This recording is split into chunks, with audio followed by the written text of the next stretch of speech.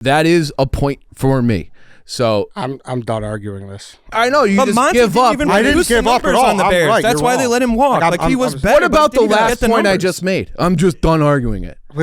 Can argue. This is your job to argue points. I literally did argue my points. I have nothing left to say to you because you're so wrong. What about that last point? Keep going. What did I just say? You just turned your brain say off. it again. No, I'm not going to say it again. Why? You're not fucking listening. You're not even going. What are you mad about right now? Because you're not listening to the conversation. Okay. What did I say? I was reading stats. Give me your point again. My point. What are you getting so argumentative about? Fucking DeAndre Swift. So this may sound stupid, but for some reason I think May is a great Miller Lite month because the golden emblems on the can, and May is like, remember we did the colors of months? Yeah. May is like yellow.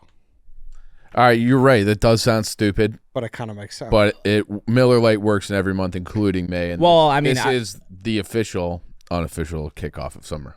It's just the official, isn't it? That's true, yeah. Well, June 21st is. Oh, June 21st. Yeah, you're right. Memorial Day.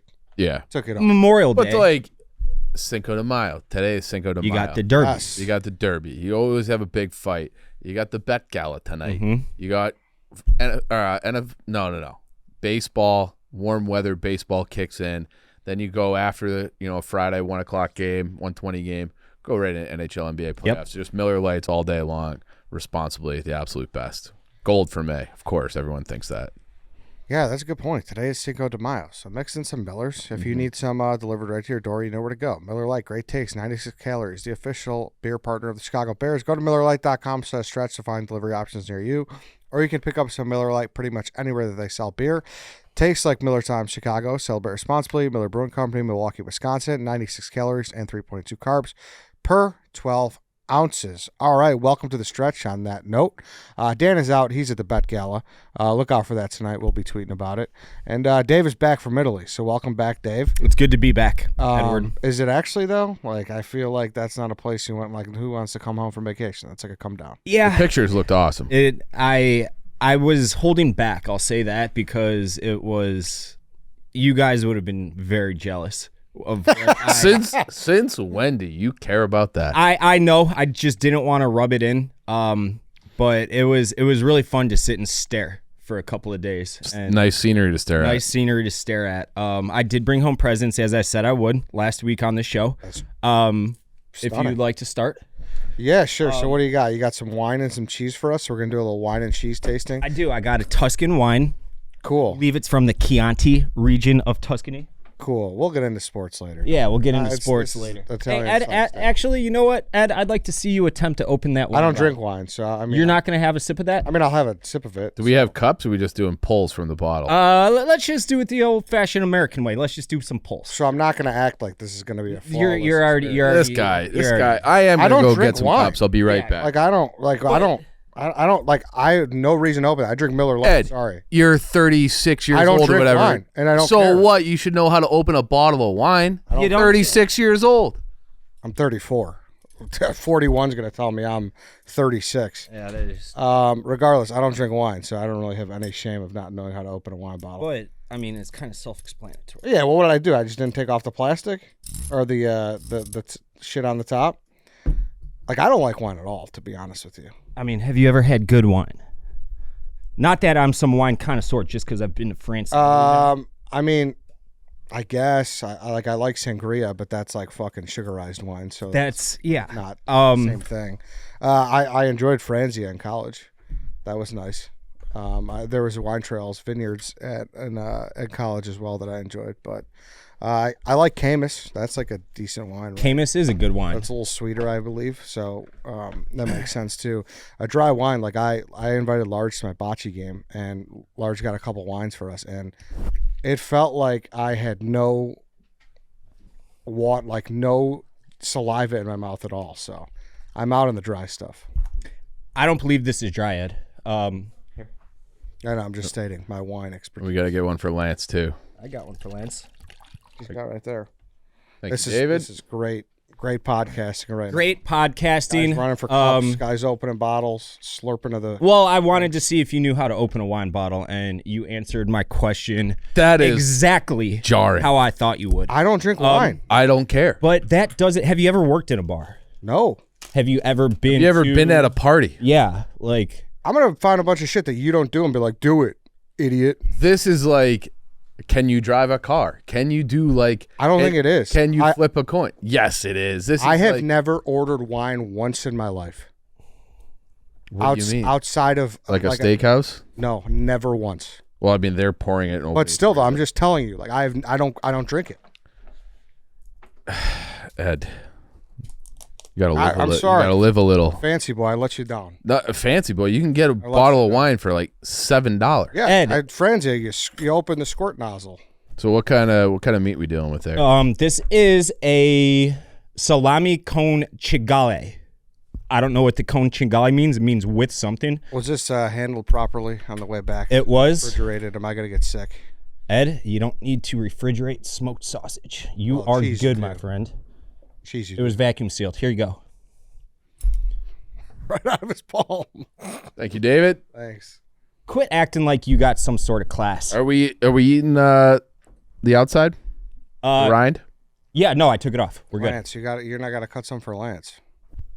I got Lance. Don't you worry about Lance, Ed. You literally didn't cut him some. I feel like I'm on the moon right now with this conversation. Well, I'm multitasking. Lance, come grab this. You acted like opening a bottle of wine was the equivalent of going to the moon. Yeah. I said it before. I was like, I'm not gonna know how to do this. All right, you guys can go separate at the same time. He's doing it like a communion wafer. What do you guys think? I gotta say, it tastes like every. Oh yeah, chew right in the mic, Dave. It's nice sausage. Cone what? Cingale. Cingale. Not guanciale. Excuse me. I did bring home a bunch of guanciale too. That is awesome cheese. The cheese is fantastic. The salami's whatever. The cheese is fantastic. I'm also more than the cheese. I think also the cheese is incredible. What kind of cheese is it's that? truffle. It's got truffle in it. Do we know what kind of cheese it is besides that? We got a little It's, olive oil there too, David. God this- came back with gifts.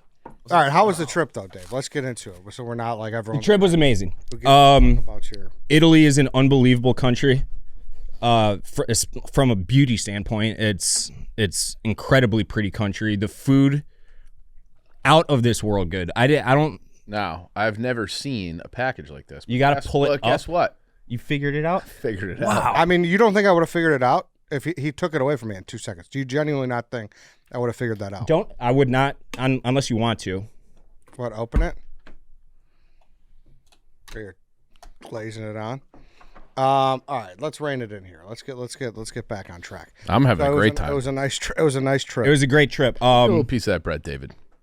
Talk while you. Rome is Istanbul with better food. Okay. What Less. about for people who haven't been to either? People. Like me. I mean, you can throw a dart and you're going to be at an unbelievable restaurant, and the people are cool. The city's safe. The city's clean. The architecture is amazing. There's Latin everywhere. The museums are all unbelievably cool. Like I said last week on the show, I was in the Vatican in the same room that Trump and Zelensky were at 15 or 16 hours before they were there brokering a world peace deal. The Vatican is the most beautiful piece of art you can lay your eyes on, and I know it sounds kind of weird coming from me, but like you look up at that ceiling and you're in awe. You're like, someone did this with their hands, and the symbolism behind everything, it's just such a cool city. But like I put Istanbul as, like, for me, who has been all over the United States and some of Europe now, I thought Istanbul was the coolest place I'd ever been. Rome's every bit as cool. Less pretty, I would say, because there's no major waterway through it. But the food blows Istanbul out of the water. You throw a dart and you have the best pasta of your life. Doesn't matter where you walk into. Yeah, and everywhere has something good. Everywhere has something good, and it's cheap. Because Istanbul, it's fun. fun. You loved Istanbul. I loved Istanbul. I loved everything about Istanbul. Rome and Istanbul. I mean, Rome was the western capital of the Roman Empire, and Istanbul was the eastern capital. Constantinople. Constantinople was the eastern capital. So you have a lot of the same history there, and a lot of the same architecture, and a lot of the same, like, how old everything is. But you can't beat the food in Rome. It's the best. Like, I didn't think you could beat the food in Chicago or New York City. Rome's right there. Oh yeah, and you can walk into a steakhouse and have the best steak of your life too. And that actually, I feel like they know how to live. They know how to live. So I feel like we're living like the Italians now. A little bit of bread, cheese, wine at 11 a.m. Pretty good. Breaking bread. And waxing poetically about the Italians today. I know. How much Pope stuff did you see? Is that like the talk of the town? It was. So it was very lucky timing. I thought it was going to be unlucky timing because I thought the whole city was going to be a zoo. It wasn't. They did a great job of, like, there was a lot that was blocked off, but we were getting ready to leave the city like when they were blocking it off. So okay, we didn't have any restrictions, but we were literally the last group allowed into the Vatican before they closed everything down, and it's going to be closed until they decide who the Pope is. Conclave. People got screwed. I did watch that movie on the way back. It was okay. Why not on the way there? I feel like just didn't think of it, but I did. It's cool if you can get to Italy, and you'll have. What were you there for 10 days?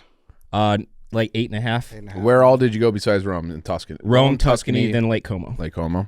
Lake Como, I don't need to do again. Really? Everyone raves about Lake Como. It was beautiful. Oh, yeah. You're right. The base of the Alps, the water's incredible. The scenery. You go in, you hate water. No, I went on a boat. Okay. But I did not go in. It's so touristy, like insanely touristy. People everywhere.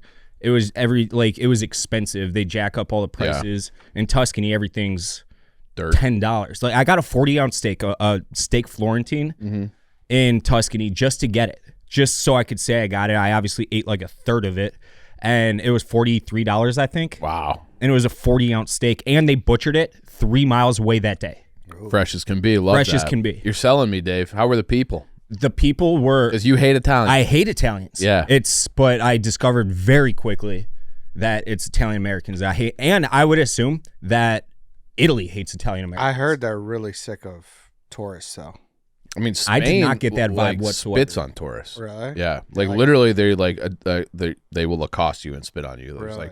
it was happening again last week. Oh, wow.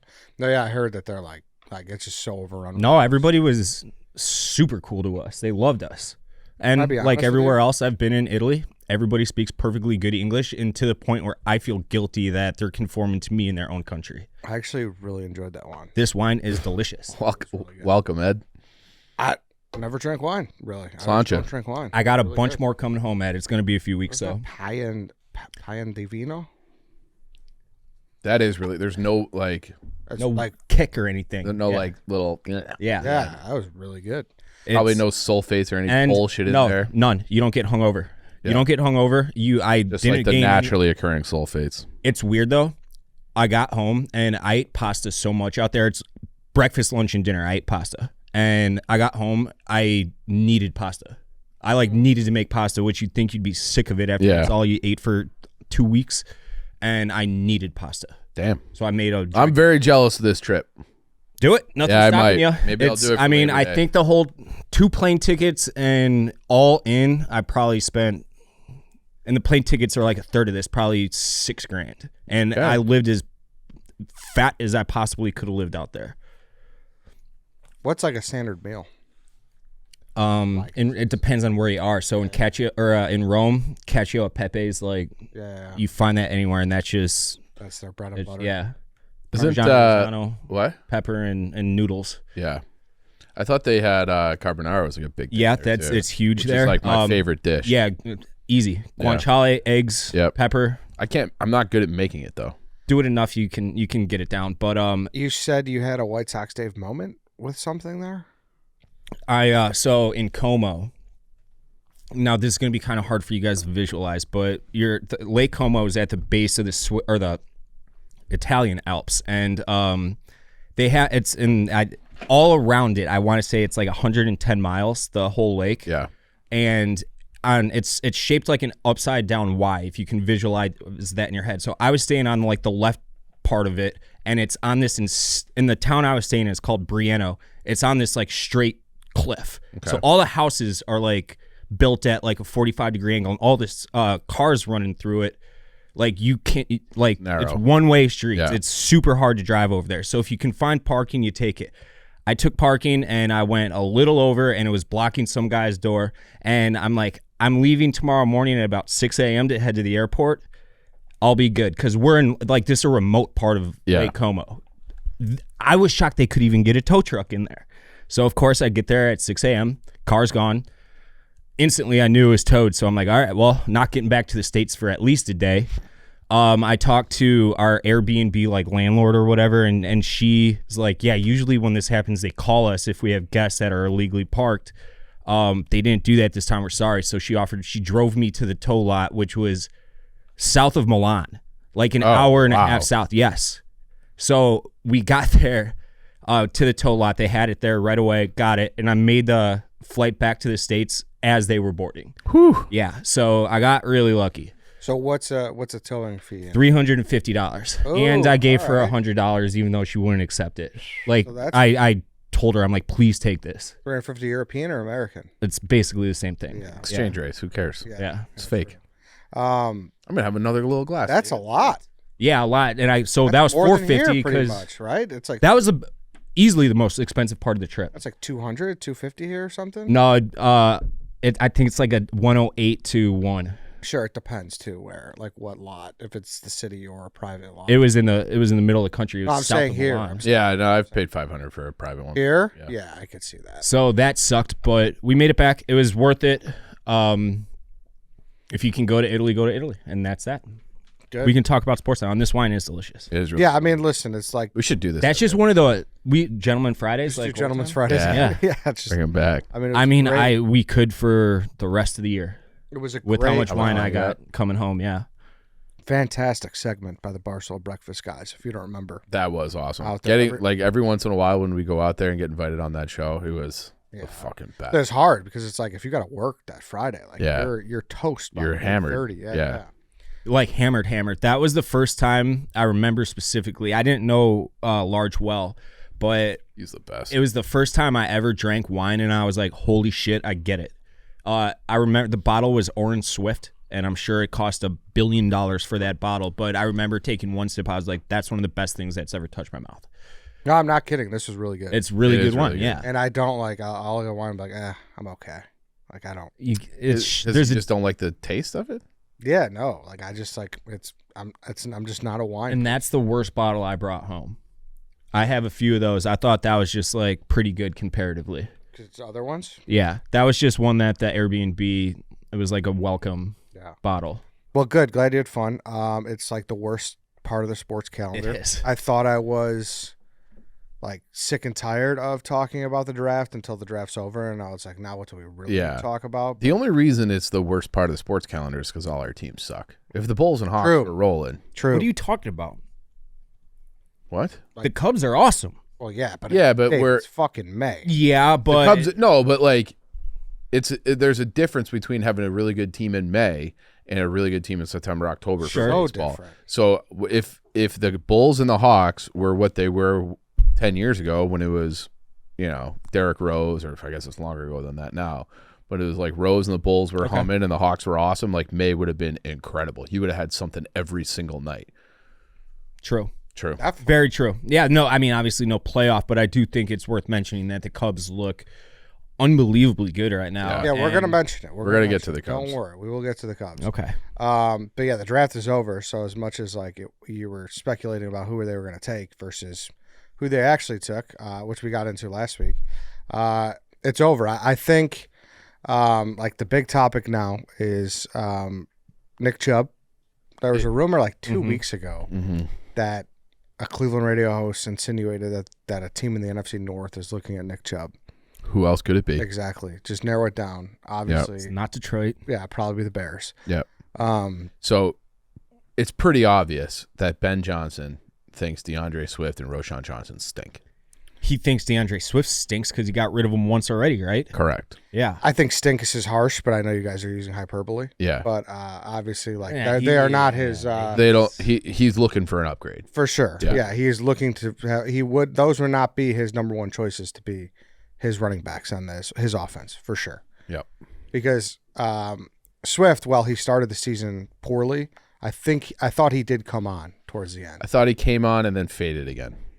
Yeah, but the whole team faded like the last. Yeah, 4 fair, or 5 weeks. fair. Like even our best guy. I wouldn't say came on's the correct. He had a He played a little bit better. He did. No, he was pretty good, Dave. He played well. He had some. He had a couple breakout runs, but that's always what he's done. But he looked like shit the first couple weeks. Horrible. Yeah, he didn't. I'm not saying he didn't get better because he did. And I remember verbalizing that on Twitter at one point too. I'm like, I've said this guy sucks the first 3 or 4 weeks of this season. We all did. Yeah. He did. It's just, it was a fact. He was not good. And then he did get better, but like, he's not good still. But if you're looking to upgrade the offense, that's the spot. That's absolutely the spot. He almost rushed for 1,000 yards. It's pretty good, 17 guys. games. That's But it's pretty good. For a RB1, that's I'm just saying, I think you guys are being too harsh where it's like making me overcorrect. I don't like the way he plays football. That's the best way to put it. I don't think he runs hard. I don't think he blocks well. I don't think he breaks tackles. I think if he has a lane, he can hit it and go. Yeah. Which is fine. And he's fine out of the backfield. But as a guy that they paid pretty good money to, I found him very underwhelming. And I would like, more of like a guy that you can rely on as like a hammerhead who can, do both. So is that guy Nick Chubb? I mean, his Instagram's kind of cool right now. He's doing all those like box jumps. I am a believer in box jumps. I mean, is his knee fucked or isn't it? I mean, it is. But he's doing those box jumps. Those are like 50 inches in the air. For comparison, last year, I believe it was, Cordell Patterson, he's 35 or something. He got 2 years, $6 million. I think obviously Chubb would command more than that. Chubb's 29. Granted, he has like very spotty injury history. But 29, like you still have some left in the tank. Like you are on probably your last running back contract. Yeah. Probably. Even without the injuries. For sure. Yeah, even without the injuries. Yeah. Yes. Like you're looking at like a solid 3-year deal to take you into like 32 and then you're right off into the sunset. Yeah. With that said, I don't know if anyone would give Chubb a 3-year deal right now, especially like it's already May. It's already May. I don't know if he's being selective. I don't know his market. But it is surprising to some degree that he's still not signed. If I'm him, I think so. And I believe that my knee's actually good, then I'm taking a 1-year deal and like a prove-it deal with the team that has an obvious RB1 like opening, which is the Bears, and saying it doesn't matter what I'm making this year because I want that money next year and years after that. Well, the reason why he would be a good fit is because he wouldn't have to be a bell cow here. You could split some carries. Yeah, totally. He would be able to and at that point, that's what you want out of DeAndre Swift. Their styles do complement each other well. Right. He came back the second half of the season, and he played decent. Like he versus Pittsburgh, 20 carries, 59 yards. Like second time against Pittsburgh, 11 carries, 48 yards. So if you're just splitting, like I'm for it. You give him whatever it is, $3-4 million to play this year until Johnson can really address the running back position next year. Like that's a win to me.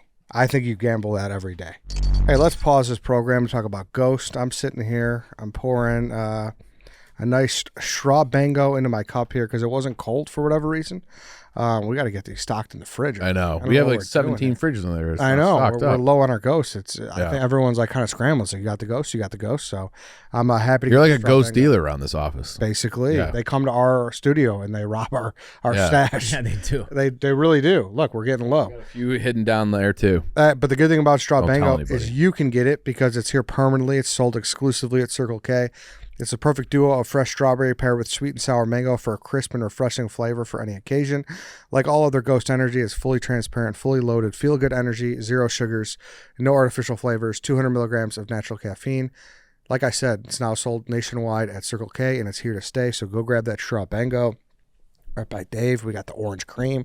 A lot of good stuff. Go grab your Ghost and stay caffeinated and stay beautiful. Yeah, I would be fine with it. Yeah. The rumor that Lance dropped on us as we were walking in the room that I missed over the weekend was Kenneth Walker. And so that would obviously be a trade. Kenneth Walker had some injuries last year too, but nowhere near as severe. He's obviously... He played 11 games last year. Yeah, so he went on IR. He had an ankle injury, put him on IR. He had a calf issue that cost him a couple of games. And, they have the UCLA kid, Chabernet, so they don't necessarily need him, but he's only 24. He's young, yeah. Yeah. And I still have like a thing in my brain where I'm like, when he was at Michigan State, I'm like, he should win the Heisman. And I think he's like the best running back I've seen in college in a long time. I watched him on the first play from scrimmage against Northwestern bust for like 85 yards. And I'm like, that guy's going to rush for 8,000 yards this year. And he ran for like a quarter of that, which is still pretty good. I think he's really good, but the difference is you're going to give up draft capital, and the contract is going to have to be bigger. When is he a free agent? It'll probably be after he's on his third year, so this will probably be his last year on his first deal. Yeah, he's probably up very soon. Yeah. So he'd have this year and one more. No, he'd have this year, Dave. Because wait, so he would only have this year. Because it's So then 4 you're- for the so- first rounders, and then 5 for the first rounders, and then 4 for everybody else. Is that it? Yeah. You have the option. That's It's a sliding scale, yeah. So he has a 4-year deal, so he has 1 year left. So the money is nothing this year, but you'd have to sign it. So effectively, you're in a similar boat with Chubb because, and I think at this point, Kenneth Walker's more of a sure thing. So Totally. so if you're walking, Kenneth Walker's really good. if Nick Chubb is a stopgap, you can make the argument that Kenneth Walker is a stopgap too, and Kenneth Walker is, he's been injured, but it's not the catastrophic like that. Nick, have you guys seen the video of the Chubb knee injury? Oh, he's had his knee ripped to It's shreds disgusting. multiple times. Yeah, Multiple times. so I'd rather have Kenneth Walker. Kenneth Walker, to me, he reminds me a lot of Monty, where it's like he never gets knocked backwards. He's always breaking tackles. He's always getting an extra yard. He has a lot of Monty in him, but more explosive, and he's a better version of. He's Monty. not as good out of the backfield, though, I believe. Right? Catching the ball. Yeah. Oh, he can catch the ball. But he's not as good as Monty. Like Monty really excels at that. And Monty, he could really break tackles. I mean, I could be wrong. hold on a second though, because I'm looking at Kenneth Walker. He had 46 catches last year in Seattle. That's a shit ton. That's a lot. 46 catches in 11 games. He can catch the ball in the backfield. I didn't say he couldn't. I said not as good. You compared him to Monty. I think he's better than Monty in just about every way. Okay. And I love Monty, but I think Kenneth Walker, Monty's also like 28 now. yeah, or might be older than Even that. older? Yeah. How old is Dave Montgomery?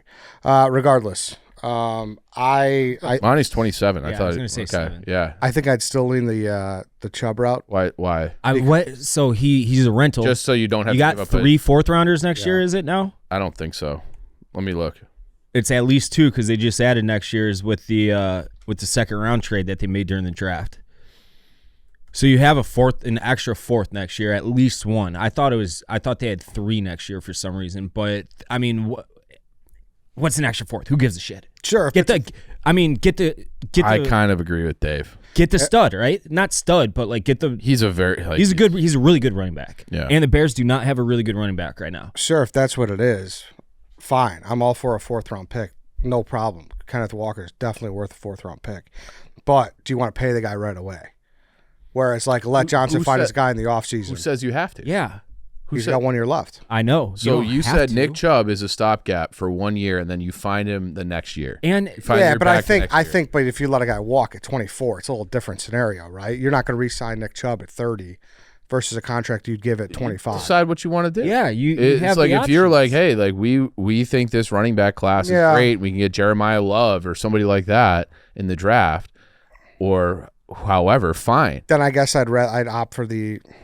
If the price tag is a 4th round pick, which the internet is saying similar things, I would absolutely do that in a fucking heartbeat, rather than be like, well, we got 5 games out of Nick Chubb. He had 100 carries last year. Now he's 30 years old. Yeah.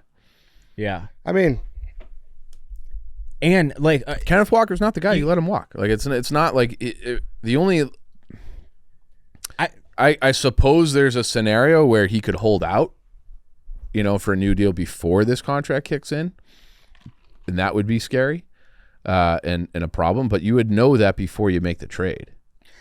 yeah. And he doesn't want to be in Seattle. He's behind Zach Charbonnet now. Is that confirmed? He was last year. But he was hurt. He was hobbled up a lot. I mean, he did steal his carries. Don't get me wrong. yeah. But, I'm not opposed to either. I guess if we're going with a 4th rounder, and that's all it's going to cost. Kenneth Walker's good. He's younger. He has a less checkered injury history. Sure. But like projecting outward though. You have trading for him leaves you a few options. You can re-sign him at year's end. You can let him walk at year's end. And we think the team's going to improve. I think at worst, like if all hell breaks loose, like the highest they're going to be picking is like 12th or 15th. Go and fucking get a running back then if you need to. If you were, there's going to be someone that comes out that's like a Genty type talent or something. Definitely. Then if Ben Johnson Jeremiah Love is that guy. or Jeremiah Love, that, I mean, easy answer right there. There's you fill that with the draft. And then here's the other thing too. This goes back to what Big Cat was saying last week, where it's like, if you're going to be a really good team, you have to do at least one thing really well. Like you have to be great at something. The Bears at this junction aren't. We don't have any clue if they're great anywhere. Correct. But if you like the weapons, which you'd be kind of silly not to. We do. Right? And you believe in Caleb. We do. You believe in a shored up offensive line. We do. Hopefully.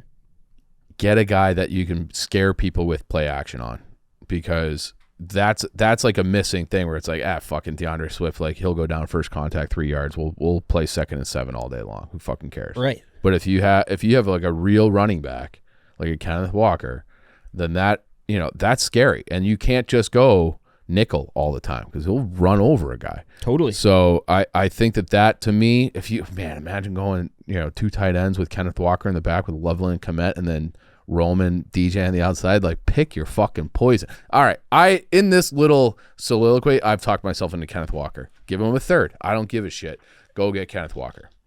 Go and get him, Ed. I'm fine with it. If he's going to be your smash and that's what you're counting on. I think he's everything, though. Yeah, he's definitely a little bit of everything. Yeah. Like he's more than just a smash. He's a well-rounded running back. But so is like Montgomery's more than just a smash. And he's I agree. Smash because Gibbs is such a fucking dynamic freak. Yeah. Correct. So you're right. They're both more than just a smash. Yeah. Now, and the other part of it is like I think you like DeAndre Swift more than I do. I never said I liked DeAndre Swift. I just had to overcorrect because I thought you guys were a little harsh. I didn't think you had to correct, and I think that's where I think you like. So you think he's just awful? I think that's going to go down as one of Poles' like worst signings. No, that's dude. Nuts. It's not nuts. He's a nothing. One guy. of his worst signings. What's his face? The lineman, the guard from Tennessee. Yeah, like Nate Davis. Fuck him. Nate Davis. If you built tiers, Nate Davis would be on a tier so ahead of DeAndre Swift that doesn't even exist. One tier. I think God, they let it's in. Lance, step in here. No, don't always just you stand up for yourself.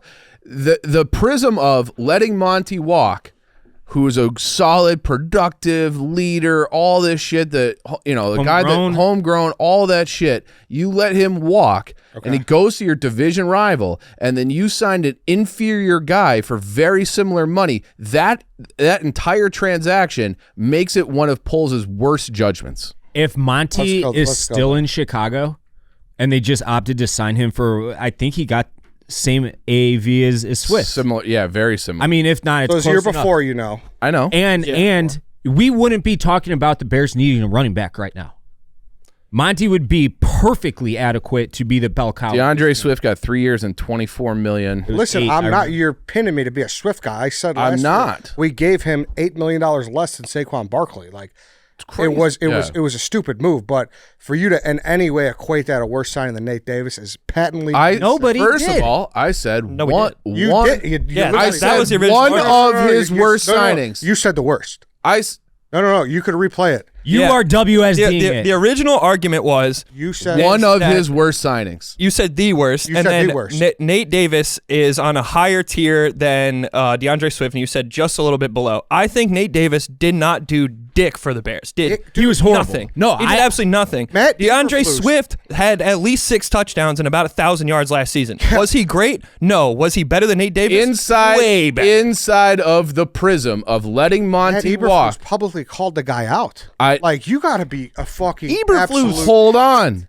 Hold on. The worst, for the record, though. You know what? I'm going to stick with the worst because it's with through the prism of letting Monty walk for fucking nothing to your division rival and taking their offense to another tier while we're sitting there with our dick in our hands, a little pussy running back. Put the poll up. What was the worst poll signing? Nate Davis or DeAndre Swift? Let's see. Yeah, just cap it just like that. Do it just like that. The argument is people the can Monty disagree thing. Argument, but everyone knows the if argument. you put a poll up, you have to have the whole audio clip with Well, it. people should fucking know. Like, what do you mean? Like, you're making You didn't know. You didn't know until I brought up my full thought until the full argument. You flushed out your context. It doesn't mean it's right, Ryan. I do think it's right. We can debate that, but if it's just like on an island without the context of Monty, of letting Monty walk to your division. Well, that's on an educated fan to understand what it is. Like, right? Like, that's like, I don't know. But if you want, if you want to say like context. Nate Davis is a worse signing, sure. Okay, but that's not what you said. I am doing it through the full context of what happened. Ryan, context or not, it's not right. I mean, Nate Davis is a guard. Yeah, in a year where they needed to shore up their offensive What Nate line, Davis they do threw that first $10 million. He was bad. He hardly even played, from what I remember. I mean, No, his first year he started. you could concede. It's fine. You can't concede. No, I'm not conceding. All right. So, this is crazy, but we won't concede. 3-year, $30 million. Yeah, it was that was also very bad. I do. All right, hold on. I'm going to be. I think the it was the arbiter. worst. I'm going to be the arbiter. I'm going to be the arbiter now. Usually, this is now a roles reverse thing.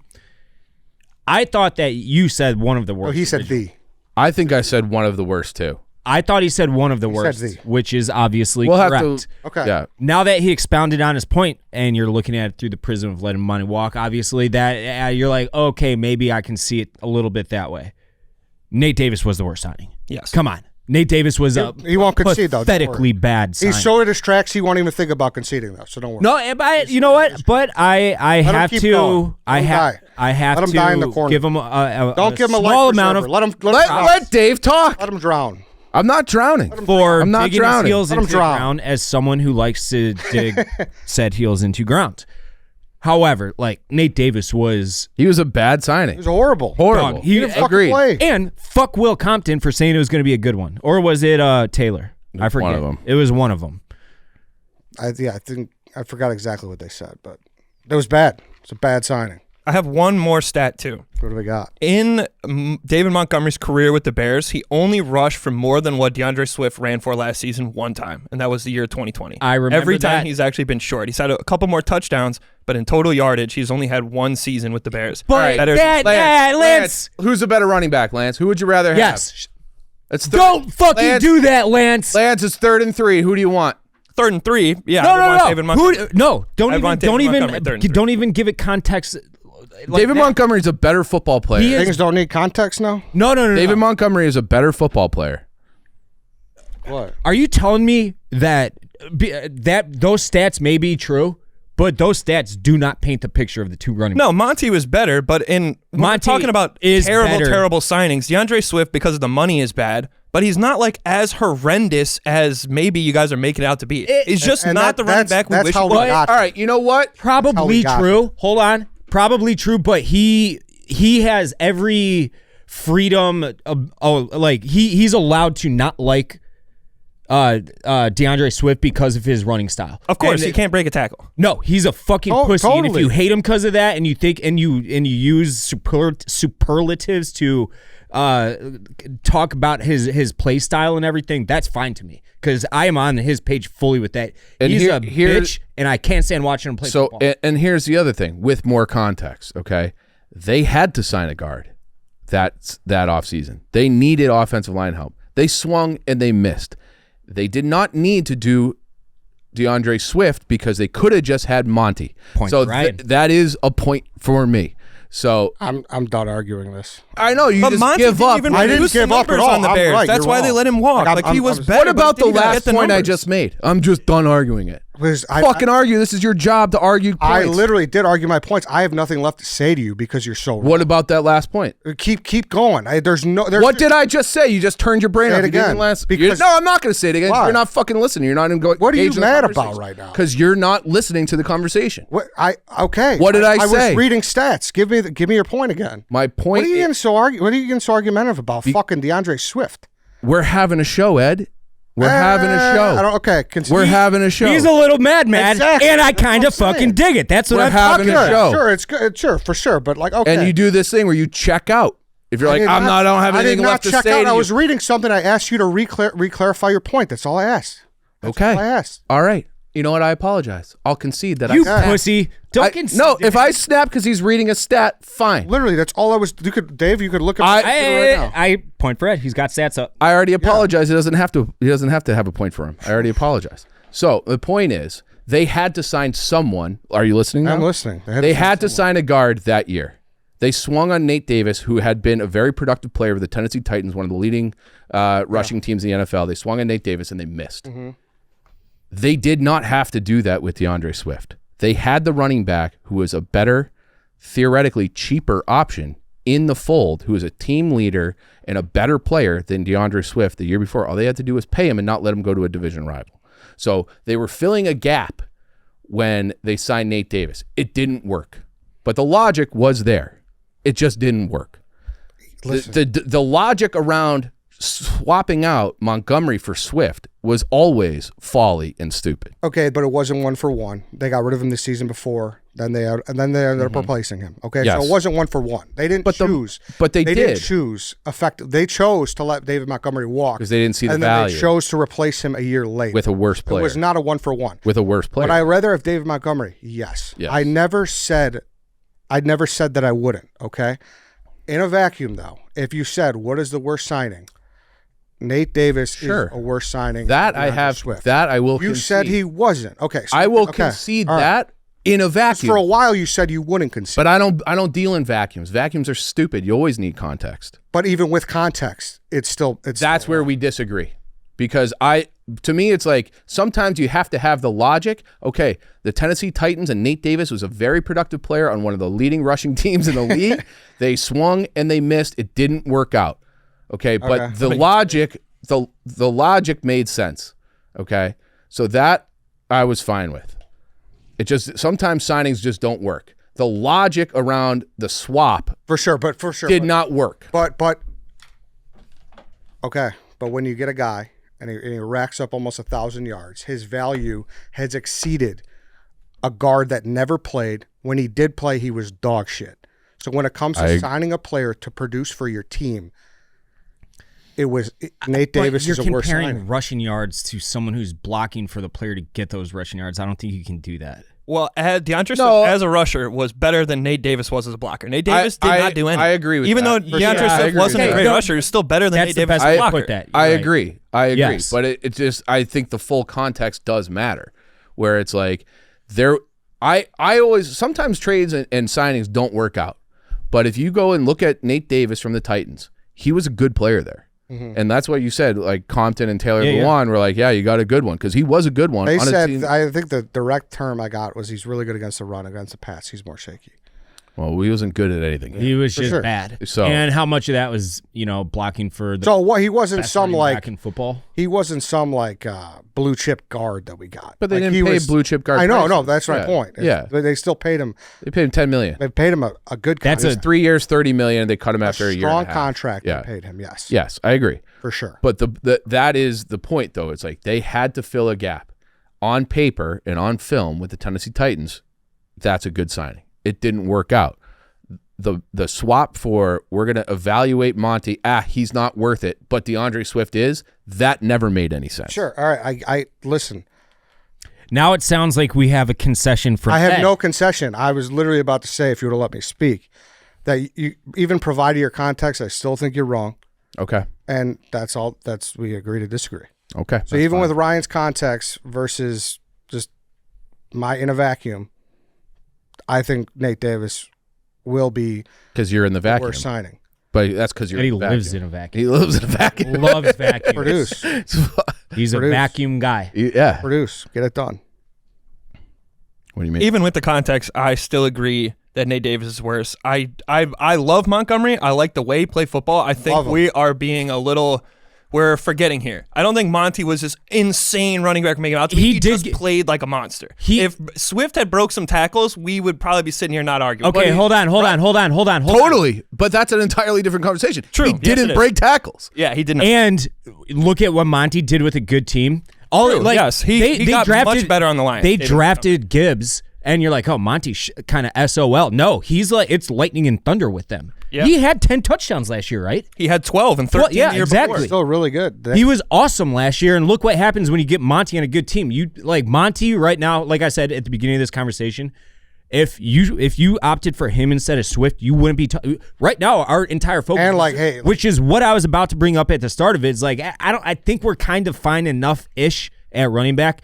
Defensive end scares the fuck out of me right now.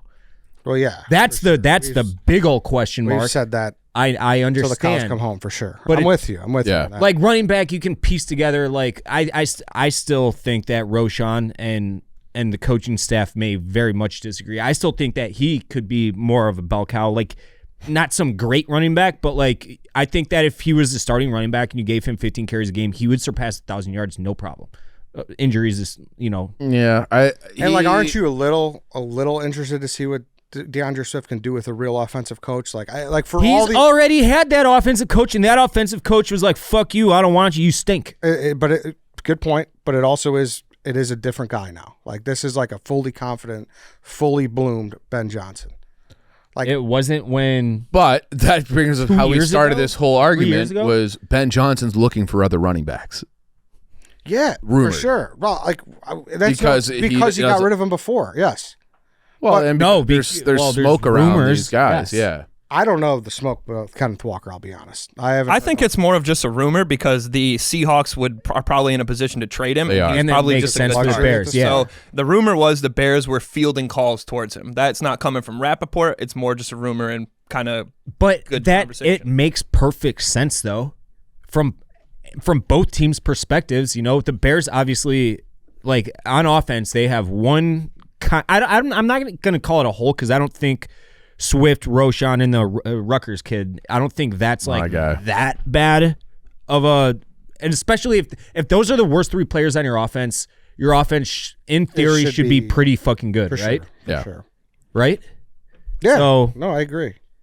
But like you still want to upgrade where and when you can, and I think it's very clear that the organization is looking to do so right now. If those are your three backs plus Ian Wheeler, they wanted Henderson. I think they wanted Henderson. Yeah, I don't know for sure, but I kind of alluded to that. Yeah, I think they did want Henderson for sure. Yeah, he got sniped. Yeah. Now listen, it's all a moot point at this point right now because like Swift is so much dead money. He's on the team next year regardless. Yeah. But sure, when they can cut him, like will they look to upgrade the position? Probably. Yeah. Totally. Most likely. All right, good chat. Good chat. Jesus Christ. Hey, let's talk about Aura frames. Dave, can you grab behind you really quick? Grab that picture frame. Mother's Day gifts can be a little predictable and boring. Aura frames are named the best digital photo frame by Wirecutter. Aura frames are guaranteed to mix things up this year. Aura frames come with unlimited storage, so you can share as many photos as you want from your phone to your mom's Aura frame. Not only will she be grateful that it's not another gift card, she'll also love that an Aura frame means she gets to see more of you. Dave's holding it right there. I mean, it's self-explanatory, guys. It's a electronic picture frame. Like you don't have one thing that's stationary. You just cycle through there. I think I've said this, but I got one as a gift. And then my parents have one. My sister has one. Like they're awesome. Can't recommend them enough. They are, and I think Mother's Day's it's right here. It's this weekend. It's Sunday. Yeah. So like, order now. Order now. Do it now. I am ordering as soon as this ad hangs up, Ed. I am ordering one for my mother for Mother's Day because this is awesome. I didn't know they exist until they started partnering with us, and I can't wait to get one for my mom for Mother's Day. And they have a great deal for Mother's Day. For a limited time, listeners can save on the perfect gift by visiting auraframes.com to get $35 off plus free shipping on their best-selling Carver matte frame. That's auraframes.com. Promo code STRETCH. Support the show by mentioning us at checkout. Terms and conditions apply. That's probably the most like mad I've seen. I could see it in his eyes. I was I was like, whoa, is this? I don't like when you're just like, I got nothing left to say. Like we're arguing here. I didn't say that till like 20 minutes in, to be fair.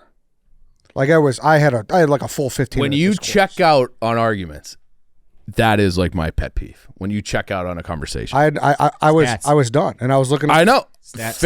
Fair. Yeah. I didn't know he was looking at the stats, but it's like that to me. It was like we're in the middle of a conversation, and you're just I don't know where your brain is. I could because I also think you do have to get to a point and wrap it up and move on to the next thing, which we are going to do. The Cubs won. They won both series last week. Yeah, they look good. Shota got hurt yesterday. Hamstring though. That's so, fine, and yeah. apparently he hasn't had history with lower body stuff. So yeah, it could be as simple as like miss a start. Yeah. You know, precautionary. We're in So- first place fine. by exactly. Yeah, Sometimes it'll pop, and you're out for the week. So that's fine because if they lost him, it would be disastrous. Pete Crow Armstrong might be like. they fucked up. I know because there was a rumor that they offered him $3 and $75 when he was struggling in April. His first 17 games, I think he was hitting like 179. Since then, he's hitting like 364 and like, has 7 bombs or whatever. And he turned it down. And now it's like, man, he's probably gonna get huge money.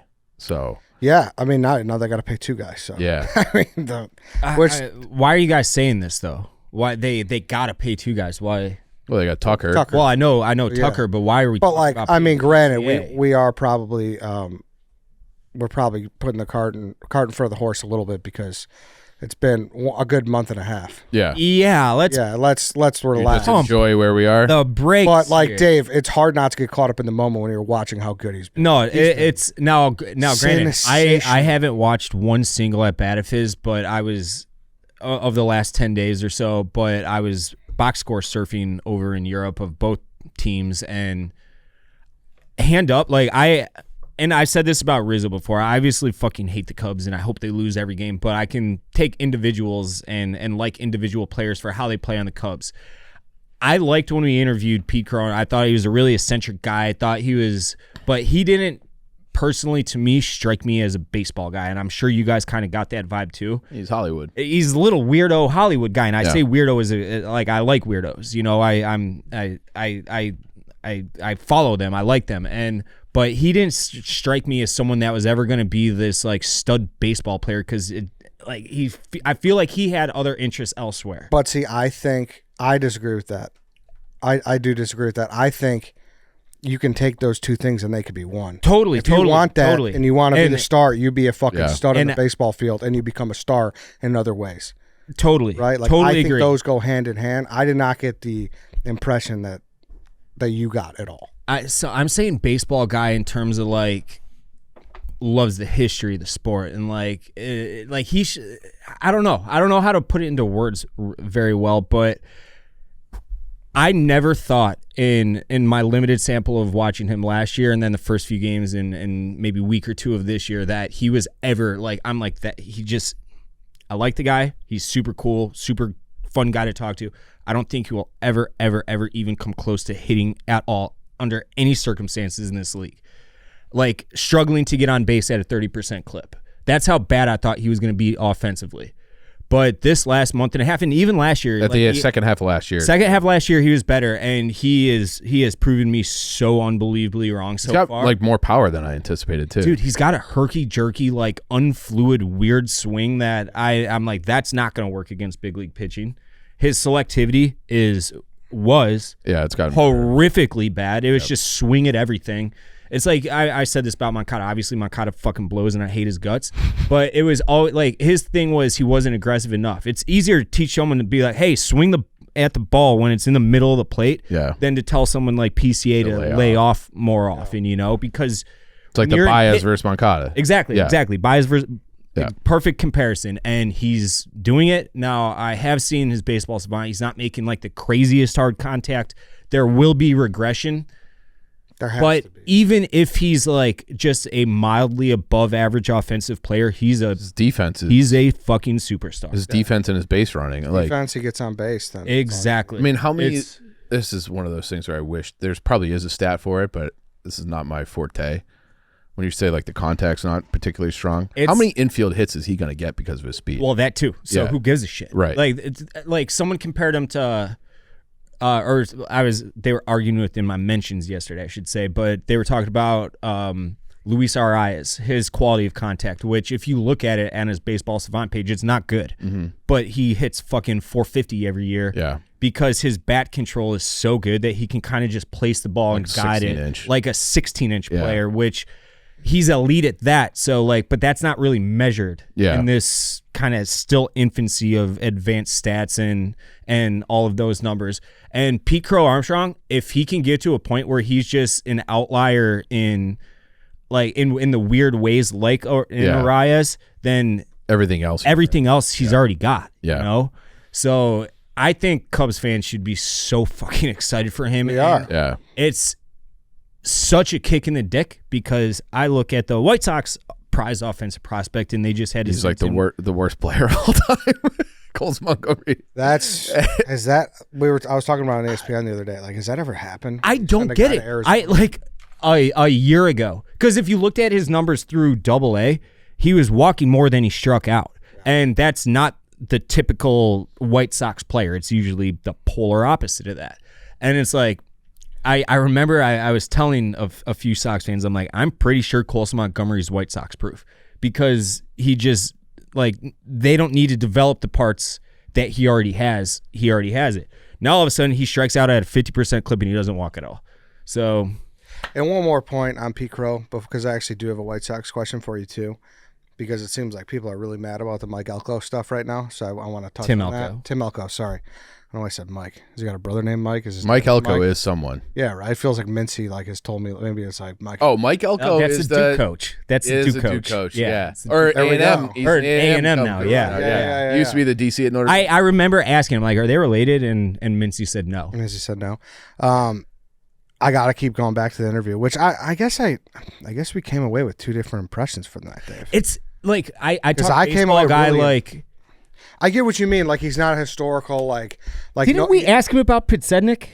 And he knew him. Okay, so that was part of the thing. I'm like, he's not like a baseball guy. Like he just doesn't. I think you had these interpretations before you talked. Like pre-stigmatization. Yeah. Stigmatization word. Yeah, sure. Close enough. You knew stigmatized. Yeah. I knew what you meant. But yeah, I came away like he's a guy who's fun and he did the hair. Like, sure, maybe he didn't want to be a star, but I think like you find your direct path to being a star, and his path is obviously it's sure, yeah. You know, and he's the kind of guy that probably would have found it elsewhere if baseball didn't come naturally. My thing that I keep going back to is everyone loves to smoke Craig Counsell. I think you got to really tip your cap to him about Pete Crow Armstrong. He just let him because he said, I don't know if he said it in the interview. He said it off camera. He's like, I think he did say it. He did say it in the interview. He's like, Craig let me fail. He's like, I don't care. Just keep getting reps. Keep going out there. Keep doing your thing. Because if he's failing now, like if he doesn't all fail that pressure then, builds up. he's not succeeding now. It's probably over. Yeah, exactly. He's not succeeding now. Yeah, totally. So he let him figure it out for sure. Yeah. What we are getting now from Pete Crow Armstrong doesn't happen without what happened in 2025. I would largely agree with you. So hat tip to Counsell. Yeah, everyone loves this shit on the guy because we asked Rossi for him and because he gets paid so much. But PCA is a direct product. Of that. Yeah. Tim Elko. They won't call him up because they don't want to give up on Andrew Vaugh. Like, what's the point of not admitting you're fully wrong at this juncture? Especially when you consider Vaughn wasn't a Chris Getz pick.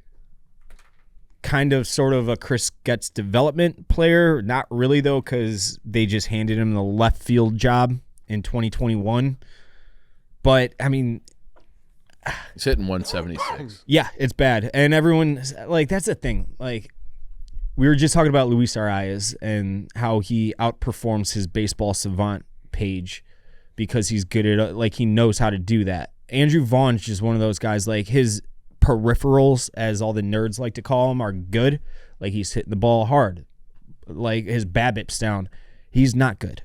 Cut bait with him. Like there may be some regression coming up, but probably not. The way they fucked up at the top of drafts is unbelievable. They nailed one. Who was the one they nailed? Garrett Crochet. Yeah, but it wasn't he picked like 14th? 11th, I want to say. Okay, but when so no, what was Vaughn? Was fourth, third, and then Madrigal was fourth. Yeah, horrible. Yeah, Madrigal's out of baseball. Vaughn will be out of baseball, and I'm sure you guys saw the Tyler Osik Osik, maybe pronunciation quote, former Sox farmhand who never made it. I'm pretty sure he's playing independent ball now, if I saw correctly. But was a guy in the system, came up at the same time as Vaugh, and in a now deleted tweet, was talking about Tim Elko and comparing him to Andrew Vaugh. And in the tweet, and if you, Lance, you can find all the screenshots because they still exist. Osik is his last name, Tyler Osik. In the screenshots, he was talking about how lazy Andrew Vaugh is, how he would just be golfing all off season in Arizona, show up, take 20 hacks off the tee for 20 minutes. I've got it right here. Yeah. Tyler Osik. I'll tell the truth. Andrew Vaugh would be out in Arizona golfing, and we would all be grinding in the Arizona at the facility. In the off season, he'd show up 2 times per week, dumbbell press 40 pounds, take 20 swings off the machine, show up, hit 250 with 15 bombs and 500 ABs, and then repeat the next year. To me, that was just a slap in the face to all the people grinding to make it, given the keys to the game and took it for granted. Promote Tim Elko. Wow. Pretty fucking damning. Holy So shit. my thing is, and now this is just one player's opinion, I did not I see guess. But it's and if you look, like, he deleted all the tweets. He probably got a shit ton of shit from former teammates and like, what the fuck, asshole. But he doubled down multiple times. People were calling him a liar and like, oh, you're just salty because you never made it. And he's like, why would I lie about this? Like, I'm out of baseball right now. I'm not trying to get on. Like, I'm done with baseball. I'd be burning bridges if I put this out now. Like, why would I lie? You know? So nothing to gain from it. I tend to believe him. Well, did anybody defend Vaughn? Oh, there was plenty of people saying like, oh, you're not like. No, but I'm saying like people on people like, no, he was actually a really like, hard worker. Like, because like if I was his teammate and that wasn't true, I would have defended the fuck out of him. No, I did not see one teammate. I mean, I could be wrong, but I have not seen one teammate, minor or major teammate, defend Vaughn. Have you asked anybody off the record? I don't know anybody to ask on the team anymore. Okay. That's the only thing. Yeah. Like all the guys that I know on the team are playing I elsewhere. was trying to think of that one kid who's not there anymore, but it would have overlapped with Vaughn. Does anybody ask Vaughn about this? I could ask him and he would give it to me straight. I did not ask him though. Yeah. Has but anyone asked Vaughn? Is that what you asked? Yeah, that's what if you're a reporter, I think You have to. You have to. Yeah, I don't. When did this come out? That was maybe Saturday night. Yeah, I hope we get more clarity on this because that is quite. That's pretty salacious, That is right? quite the slander if it's not true, and that's quite the indictment if it is. Correct. Yeah. So it's like, but if it is true, you know that's the case. Because he could be highly exaggerating. Could be Elko's boy. I'm just speaking from both sides. Yes, which is fair. Ed likes to play middleman as. Well, I just don't know. Like I'm speaking in a situation I have nothing on. Yeah. So like, usually you don't just talk about one side. Here's another question though about this whole Tim Elko thing. What are they? 9-23? 10-24. You can't find at bats for a guy on a 10-24 team. He's got 10 bombs in Charlotte. Typically, yes, you would be able to, obviously, but they have legit 4 catchers right now, all of whom should be on the roster, and but you can't obviously have 4 catchers at the same time. So one of them's got a DH, the other one's not on the 40-man. So I kind of understand it. What I think Chris Getz and front office brass are praying is that his baseball savant page is indeed correct and there is regression to the mean on the positive side, and he does pick it up enough where he hits a few bombs and can get dealt for some A-ball fucking reliever in a month or two. I assume that's what. So you don't want him to come up and fail and then depreciate his Elko? value? Is that what you're saying? Wait, no, I'm talking about Vaugh. Oh, right now. Vaugh. I'm talking about Okay. Vaugh right now. Yeah. Elko, he's not on I don't think on the 40-man, but I mean, I don't know what else the guy has to do to get a shot. Like to your point, yes, he should be getting a shot because the team is as horrible as it can possibly be. But there are some mitigating circumstances. There is context. Yeah, I love context. Love context. You don't like operating in vacuums. Context is important. Context is very important. So, like, from the Sox perspective, I kind of, sort of, in a way, get it. But at the same time, like, fucking just get rid of Vaughn and call him up. Like, who gives a shit? Whatever you trade for Andrew Vaughn, if you actually can scrap together a trade for him, is not going to be it's not going to be a player you develop because you can't develop players. So just fucking get rid of him and give the other guy a chance. Yeah. Hey guys, Lou Malnati's, they teamed up with Frank's Red Hot for a fiery new creation, the Buffalo Chicken Pizza. I dropped a video yesterday, actually. Or was it Friday? Friday. Friday, yeah. With Frankie Borelli, took him there. We talked about the pizza reviews. Great video. You see it? Very enticing. Yeah. It's it was good, and I was a little nervous because I was taking him for not the traditional Lou's, but the Buffalo Chicken. Yeah. Granted, we had both, and he loved it. I you strike me as a Buffalo sauce totally. guy. Yeah. Have you tried it yet? Not yet. Dave, it's really good. Like, add a side, it's really good. Some of these collaborations, like I do Snack Boys, and They don't sometimes always it's like, hit. yeah, hey, stick to your bread and butter. Stick to your bread and butter. The Buffalo Chicken is outstanding. It's outstanding. I'm excited. I did used to work at Lou Malnati's. I don't know if you guys know that about me. I did not know that. It was my job in college, and I am a Lou Malnati's enthusiast. I love the company, love what they stand for, and more importantly, I love their pizza. So I'm very excited to get the Buffalo Chicken. So the best crust. And It is. Yeah. the butter Butter crust. crust. Oh, yeah. Oh yeah, you got to get the butter crust. So it's available in both deep dish and thin crust for dine-in, carry-out, delivery, and it's nationwide. It ships via Taste of Chicago. Also a good Mother's Day gift. Yeah, that is good. It is a good Mother's Day gift. I used to give that out when I was in the logistics industry for Christmas. I used to send frozen deep. Well, not I don't want to say frozen Lou Malnati's, but they send it on dry ice, and you can ship it literally anywhere. It's an awesome gift for either Chicago expatriates or just people who Yeah. want to try. My deep mom, dish my for the mom first used to do time. the same thing. Yep. Yeah. Transplants. The first official Frank's Red Hot's Buffalo Chicken Pizza, like I said, it features Lou's signature buttery crust, a house-made ranch, and hot sauce blended, and it's shredded chicken, mozzarella, and a drizzle of secret sauce. It's bold, creamy, and packed with flavor. A perfect pairing of two iconic brands. You can order for pickup or delivery at LouMalnati's.com. So one more time, visit LouMalnati's.com and order your Buffalo Chicken Pizza and all your deep dish favorites. All right. Anything else besides Hawks lottery? NHL lottery, I should That's say. tonight, correct? It's tonight. No. Where They're- are they more than likely going to pick? They have the second best odds For first. for first, so it's like 25% for San Jose. Hawks have like 13.5. Someone else has like 11.5. So likely they'll be picking second. They can pick no worse than fourth. Second is actually perfect for them because it's like you don't want to give them. There is like a consensus number one guy, but he's a defenseman. Pretty loaded on defenseman now. Vlasic's a stud. Vlasic's good. They got a lot of good young defensemen. The kid Michael Misa is like the top forward. He plays center. He's like a real center. That's who I want. Depending on who picks first, he should be there at number 2. So let San Jose. I hope it's chalk. I hope San Jose is one. They'll run up and take Schaefer, no questions asked. Hawks run up, take Misa, no questions asked. And then now you have your number 1 center. Kick Bedard to wing. Should be. So even if they get number 1, though, you're still sticking with this guy? Probably. Yeah. I mean, he had such a monster year in the OHL this year. So if you look at like historically guys in their draft years in the OHL, the guys ahead of him for points per game are like McDavid, Patrick Kane, like all like just Bedard. generation. Bedard was in the WHL. Okay. But like generational, like he's 5th all time in points per game in the WHL in a draft year or OHL in a draft year. Like he's 6'1". He'll probably play when he's like full man size at 200 pounds.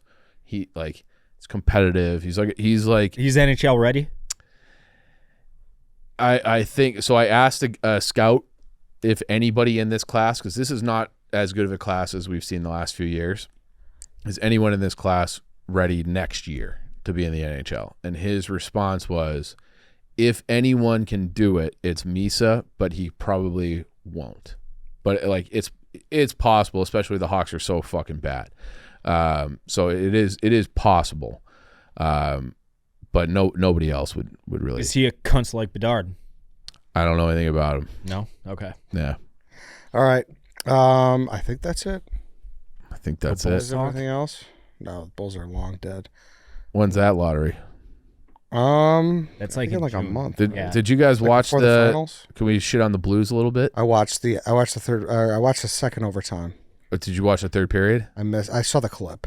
Once I I had the Rockets pretty big. And Okay. once that was out of reach, I angrily turned on the NHL. That might have been like the greatest comeback of all time. Yeah. That was So was it 3-1. and then 3-3? 3-1, and then they score with 1.6 seconds left and then win in double overtime to knock out St. Louis. Fucking unbelievable. And I know, like, obviously, St. Louis's a rival, I put in quotes. Yeah. And I know, like, Binnington's not the most popular guy. Correct. But, like, just seeing a goalie fall to their, like, belly like that after an overtime loss, it does, like, Yeah. you can't help but feel bad.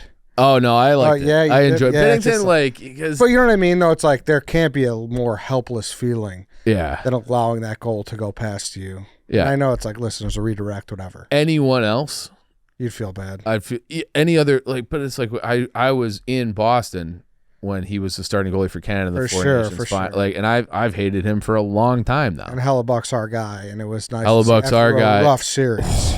I thought, like, he needs better help. Like, Yeah. that's like he's losing his mind. Yeah, I saw like a That great. bad? there was Oh a- yeah, there like was a he's the best goalie, and he might win MVP, and he got pulled 3 times in the series. Yeah, there was like a crazy stat that I saw where the Jets had the least amount of time without the With the- goalie in the net. Did you see that? Yeah, Yeah, you could say the stat. yeah. I don't know the exact stat, but he had another thing where it's like his playoff record on the road the last 4 years or whatever. He was like 1-9. His save percentage was like a really good like a good goalie save percentage in the playoffs, especially would be like minimum 915. His was like 866, and his goals against was like over 5. It was like something directionally See, like that. like And then, but he's gonna. I got win, it right He's here. gonna win goalie of the year, and he might win the MVP. Okay, go ahead. I got it. So this season, 30 goalies started at least 40 games. 29 of them were pulled. Connor Hellebuck was the lone goalie who wasn't pulled in 62 starts. That's crazy. He was pulled 3 times this 3 series. times in 7 games. Was he pulled in the 7th game? Because this No, was before no, game no, 7. no, Okay. no. no, That's not. That's crazy. Talk It to was me all as- the road games. I know. talk to me as a non-hockey guy. I always do. Well, Yeah. obviously. I feel like obviously as you get older and everything, you lose explosiveness side to side and laterally, and He is at his absolute prime. He's the best goalie. How I feel like goalies a position in sports where you can't just kind of lose it like that. They're all lunatics. It's all mental. Like he is this year the best goalie in the league. He might I mean, you clearly hear that stat? Yeah, I might just- win the MVP. Like goalies don't typically win the MVP. Right. He will be in the discussion for it. And How- he's a runaway for the Vezina for goalie of the year. Yeah. Like he's incredible. He gets to the playoffs. In the playoffs, like even game 1 at home, he was a little shaky. Games 3, 4, and 6, disaster. Like when that game 6, I bet the over. I was texting with Murrows. He's like, I'm just taking the Blues. I only want to be on the side. I'm like, fuck that. I'm taking the Blues and the over because I'm like, I know Hellebuck is like something about him. They all chant Connor, and they he just gets in his get head. in his head. And but quite Playoffs are a different breed, man. they really are. That's the same thing. Like I bought into all this NBA hype about these teams that were getting hot right before the playoffs. I was all over the Rockets. I was all over the Clippers. Yeah. Well, so you listen to Stephen Che too much. What do you know? Like Steph Curry, Jimmy Butler, and Jokic, the best. You know, granted, Jimmy and Yeah. Steph are a little older now, but Jokic is the best player in the NBA. Once they tighten up things up, like these fucking Those guys are good. yeah, these like yeah, Yeah. wow, so. Yeah. Stephen Che had the Rockets winning the The championship. West, yeah, and like everyone was. They were the hot pick. I mean, they were Yeah. the 2 seed for a reason. Yeah. Yeah. But yeah, they were the hot pick. They got a really nice young core. Yeah. But like as you see, like things tighten up in the Steph Curry. playoffs, especially experience matters. Do the Rockets give you any semblance of hope? Because they never had like a generational 1-1 overall guy No, to build their team. I think the Rockets have a lot of really good players, and Lance, you're better at the NBA than any of us, so step in here when you must. But Yeah, they have a really good young core. Sengun is very good as a big man. Yeah. They have the twin. I cannot remember the first name. Usara Eamon Eamon. Thompson. Yeah. Oh, Thompson. Yeah, he is Yeah. very, very good. Super, love super They got athletic. Green too. Jalen Green is actually, I think Rockets fans are getting a little disappointed with him now. I think he was probably projected to be a little bit better than he was, but he's been kind of letting them down. But they do have a really good young core. I mean, Dylan Brooks, I hate him, but he is one of those probably cocksuckers that it's like you love him when he's on your team, Right. hate him when he's on the other They team. got Jabari Smith. They got Yep. Van Vliet. They got a lot of really good pieces. Yeah, they don't have the star. The star, if it will be Thompson, Yeah. but obviously he's still very young. And you will need clearly another star to be with him to like take them to the next level. And having those young pieces typically is what can help a free agent want to come there. Yeah. You know, somebody there could be a good destination. And is it Houston that has no state income tax? Texas, yes. It's a big deal in for the NBA. Texas, no state income tax. They have all their picks, so a lot of people think that they are a Giannis. prime contender for the Giannis sweepstakes because they could trade good youthful players as well as picks. Yeah. So I thought the Bulls were going to get Giannis. Yeah, right. He wants to stay close to Milwaukee, right? Yeah, he wants to stay close to Milwaukee. He loves Carson's ribs. We got one in Milwaukee and one in Chicago. Like, Nice. yeah, that's exactly why. He could literally keep his place in Milwaukee and commute to the United Center It's like a helicopter, no problem. easily. Yeah. I flew in over. Pat Bev came for the free throw challenge from Milwaukee. Like it was I nothing. flew in over Milwaukee like a couple days ago. It is insane how close the two cities are. Because you're over Milwaukee and it's like, oh, okay, and then you're over Chicago 5 minutes later. Crazier is like Lauderdale and Miami. You could actually see that. Anaheim and LA. I mean, Anaheim is its own metropolis and it like shares. It's just never like LA just Yeah, never stops. I agree with that. Yeah. Whereas like if you're ever in Fort Lauderdale or in Miami, you just kind of look into the distance. You're like, oh shit, That's Miami. 20 Kind of like minutes looking away. down at Gary. Yes, yeah, well, kind of, yeah. Right. But we can't. There's no high buildings in Gary. To You like can see really- the mills across the way. Yeah, but you know what I mean. Like Yeah. you could see it Yeah. from wherever, the water, the beach, or whatever. Yeah. I've never been there. No, Never been to Miami. or Lauderdale. I went with William Williams when I was 17 on the way to the Keys for the infamous what's the OJ big- story? OJ trip, and my brother, my dad, and I were walking along South Beach, and I didn't realize, my dad didn't either, obviously, that it was going to be thongs everywhere, and that was kind of awkward to be with your mom. No, it's just my dad, my brother, and I. But Still. For it the was still record, kind of awkward. I took 3 series bets. I'm on the Panthers, Knights, and Stars. So I still have my Panther or my Knights future at plus 1,000. Mm-hmm. You like the Stars? Yeah, I went Stars. I just feel like when you have a series like that, like I'll be stunned if the Jets win game 1.